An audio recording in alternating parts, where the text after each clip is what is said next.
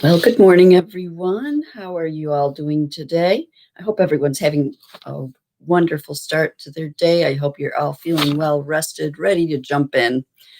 If you're new here, thank you so much for tuning in. I hope you enjoy our time together. My name is KuanYin, and this coffee time is meant to give you a short glimpse into my daily practice. If you have your own daily practice to give, If you have your own daily practice, that's wonderful. I would love to hear down in the comments down below what your daily practice is, what you do to nurture your soul every day. And please consider subscribing to my channel if you haven't already. And if you like this video, give it a thumbs up. And yeah. So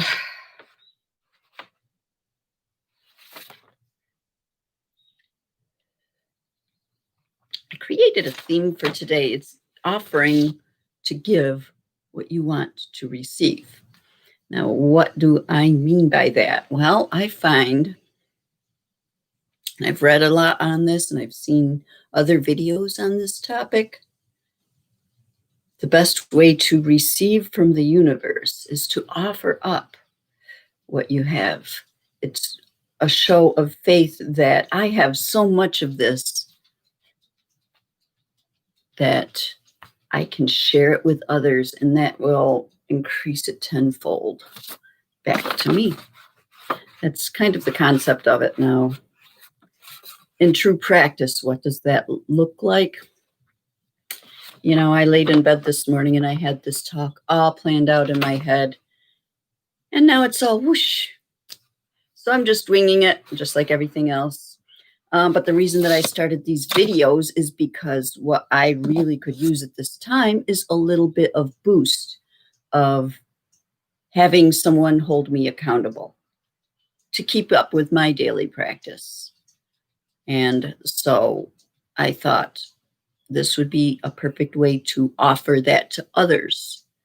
You know, this is, if you find my channel and you want to find yourself with someone to hold you accountable, something you can check into every day, then this video at 9 a.m. or roughly roundabout there is a good way to, okay, 9 a.m. I have to come online and I have to go to this channel, and I have someone holding me accountable for doing some form of a daily practice. And I had that for a while, and it got me into a good daily practice. I did my yoga teacher training. I just graduated that a year ago. And part of the requirements of that was to do a daily practice and to journal every day and show my teacher, so that I was held accountable for a daily practice. And that got me going into it. And it was wonderful. And I kept that up for quite a while. And, you know, life happens, slipping away, and I want to get back into it. So I thought, I'll offer this. Gets me in the mindset of having something to do every day, a form of a daily practice. And I'm also offering that to you guys. Now, when I was younger, by younger, I mean young adult, newly married, you know, all that, young children, we were, I would say, poor. I would say food insecure. Didn't have a car for the longest time. We had half or more of my paycheck was going to the babysitter because we both had to work, but we had 2 young children at the time. And so I wasn't getting the full benefits of the paycheck because most of it was going to a babysitter just so that we could have the crumbs that were left over for groceries. And another concept of offering what you would like to receive is also thinking of a time in your life when you needed, and are you in a better position now to be able to offer? Well, it would have been awesome if someone were able to offer me a free babysitter, you know, offer to sit my kids for free. And I had that occasionally with my parents, but for the most part, every single day at work, I had to find a sitter. And well, I today still have a full-time job, and I'm not the best babysitter in the world. I'm a nurse. I could possibly babysit. It's not what I love to do. So, what else could I offer that would be of service to others that I would have truly wanted back then? Well, when we finally did get a car, it was a clunker, and I could have used a good mechanic, a family mechanic, someone in the family to help me out with that. Well, I'm not mechanically inclined. I can't offer that to others. Food insecurity. Let's talk about food insecurity for a second here. So, when the whole community shutdown thing started back in April, sorry, that was back in March. Wow. Yeah, that was back in March. That was, yeah, it's going on 3 months now. Longer than I thought. But anyway, when that all started, I found a Facebook group, and I found out it's a larger group than just Facebook, but they have a Facebook presence, Mutual Aid Tompkins. Tompkins is my county. And I joined that, and people post on there, hey, I have an extra car seat I'm not using. Anyone can use a car seat? Or, I'm short on baby formula this week. Anyone have some spare baby formula? And people come together and they meet needs. So I joined that group, and there's some things I can do for people. There's some things I can't. One of the businesses that shut down was a flooring company.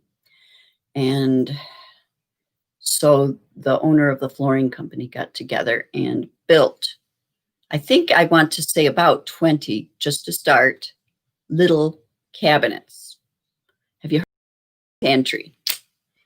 Some communities have a little food pantry, let's say in front of their library. And sometimes they have a little library, like in front of town hall or something. But what it is just a cabinet sitting in a random spot where people who have extra can come put food or other supplies in. People who need can discreetly just come and take what they need. And it's a way for the community to help each other out. Grassroots movement. I mean, we still have our weekly food bank in town. We still have the soup kitchen in the town next door that serves a daily meal. But this little food pantry is more of, you don't have to sign up for it. You don't have to qualify. You just show up anytime, day or night, 24/7. Take what you need, give what you can. Some people do both. Some people come with some spare diapers that their child outgrew and pick up some pasta. You do what you can. And one of the ways that I can give back is I own my own house. I bought it like 4 years ago for my first house. I'm in my 50s. I'm owning my first house only 4 years ago, but that's a wonderful thing. And anyway, I have a beautiful big front yard and a mailbox with a space next to it behind a bush so people can be discreet. I like to look out my window and say, there's a car pulling up. But I can't tell if they're giving or receiving, and that's how it should be. And I can't see who's in the car, and that's how it should be. Anonymous. Yeah, I'm a little Snoopy Snoop. So putting it behind the bush was a perfect thing. But I volunteered my yard for one of the food boxes.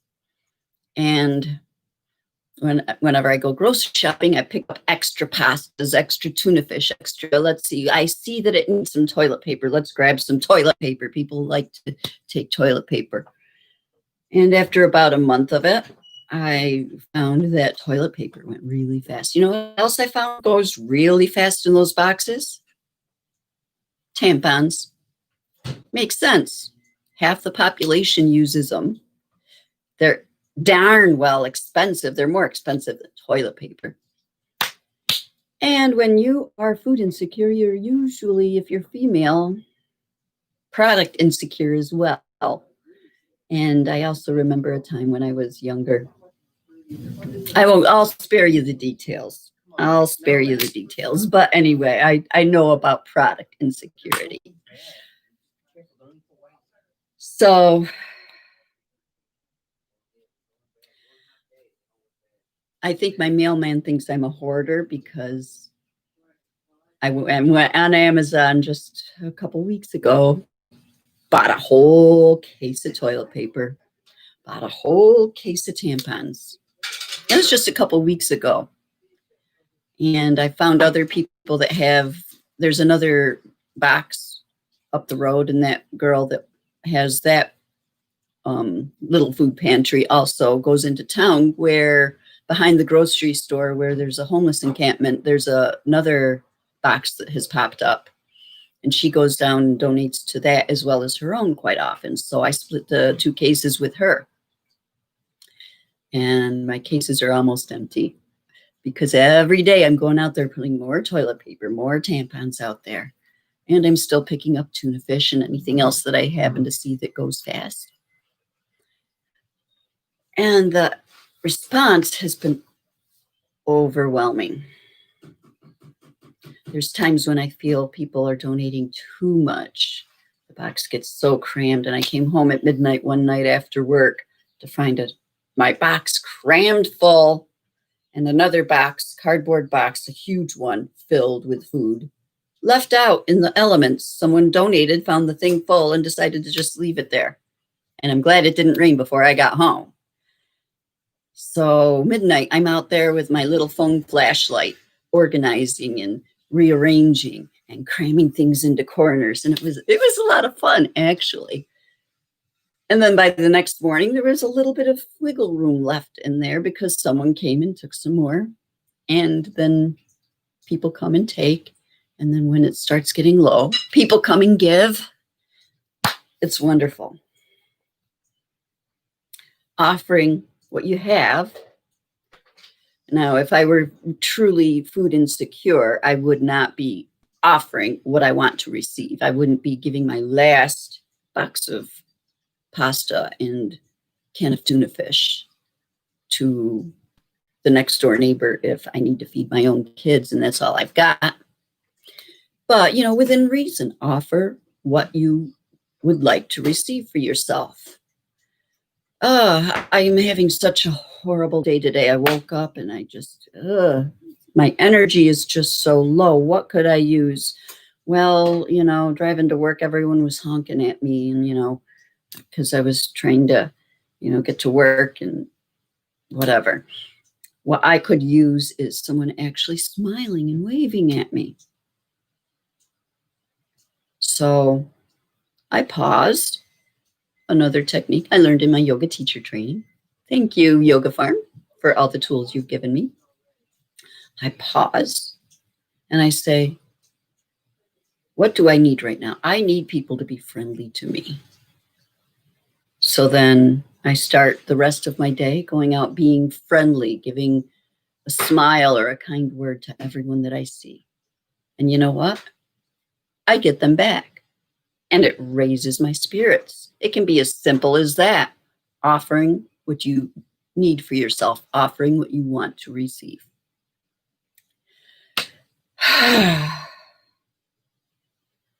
And I just want to show you my shirt today. We are going to be okay. We truly are going to be okay. I got this shirt off of another YouTuber's channel. Her name is Emmy Made in Japan.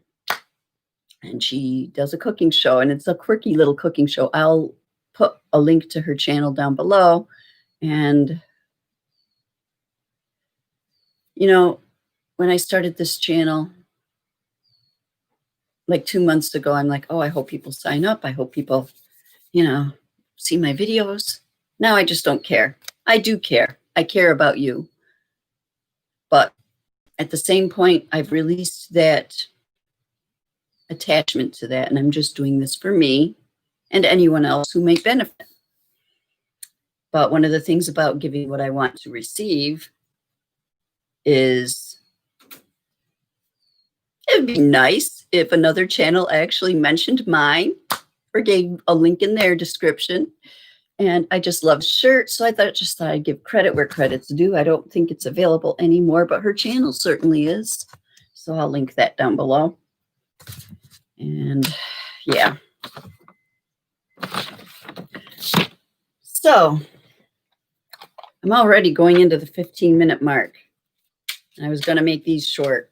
But I got to pull a KuanYin card. If nothing else, I've got to pull a KuanYin card. So let's see. Beautiful. Beautiful. The threshold. She is number 39. Breaks down to 12, which breaks down to 3. The threshold. So if you'd like to play along with me, because I think we all can learn to tune into our intuition, comment down below what you think this card would mean to you. I'm going to read the back, and then I'd like you to comment down below what your interpretation of that might be. And then I'm probably just going to end here for today because I don't want to make these too long. The threshold. At the threshold, you stand. Before you lies a way of being that is beyond fear. It is a sacred passing through a karmic veil into a new life of empowerment, peace, and unconditional love. You are coming home to love.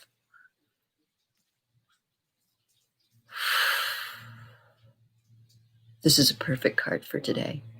And yes, it's telling me a lot, but I think that says it all. I'll read it one more time rather than going into my own analysis of it, because I think you're all smart enough to know what this means and to interpret it for yourself. The threshold. At the threshold you stand. Before you lies a way of being that is beyond fear. It is a sacred passing through a karmic veil into a new life of empowerment, peace, and unconditional love. You are coming home to love. And with that, I hope you all have a blessed day. Like this video if you haven't yet, and please subscribe to the channel if this kind of talk inspires you. And I will see you all tomorrow. Namaste.